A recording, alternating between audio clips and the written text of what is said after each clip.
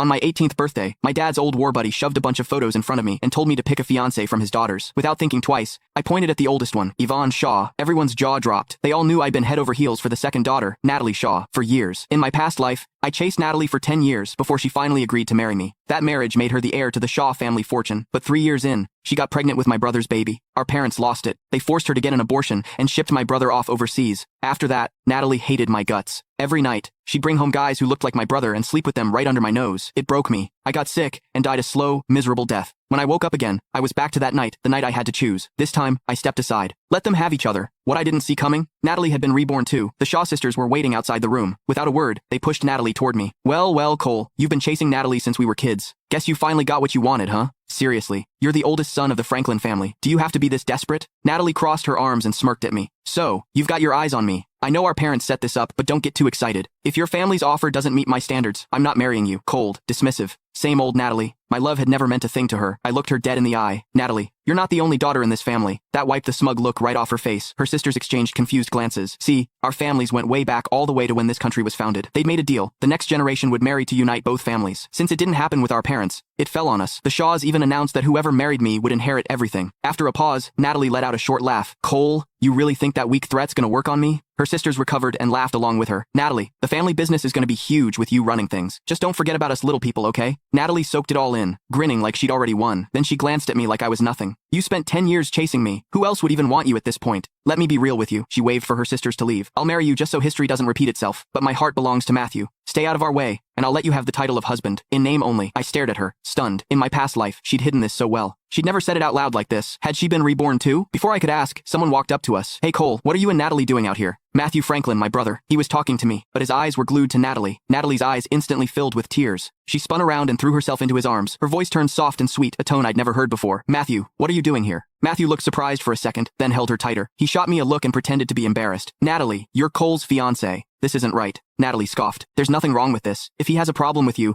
he can forget about marrying me. She grabbed Matthew's hand and walked off without looking back. I rubbed Yvonne's photo between my fingers and smirked. Natalie, I was never planning to marry you anyway. The party was winding down. Most guests had left when Natalie and Matthew finally showed up again. Natalie had changed into a high-neck dress. Matthew had faint marks on his neck that told the whole story. The tension between them was so obvious, you could practically smell it. The old me would have lost it, stormed over, made a scene. But I'd seen this play out 100 times in my past life. I was numb to it now. I knocked back my drink and turned to leave. When Natalie saw I didn't care, she frowned. For the first time ever, she called out to me. Cole, what's your problem? I'm your fiancé. Matthew's your brother. You're just gonna leave without saying hi? Where are your manners? Apologize to us right now, or you're not getting your birthday present. She was holding a small ring box. Matthew took it from her and waved it in my face, smirking. Cole, Natalie had this made just for you. She put a lot of thought into it.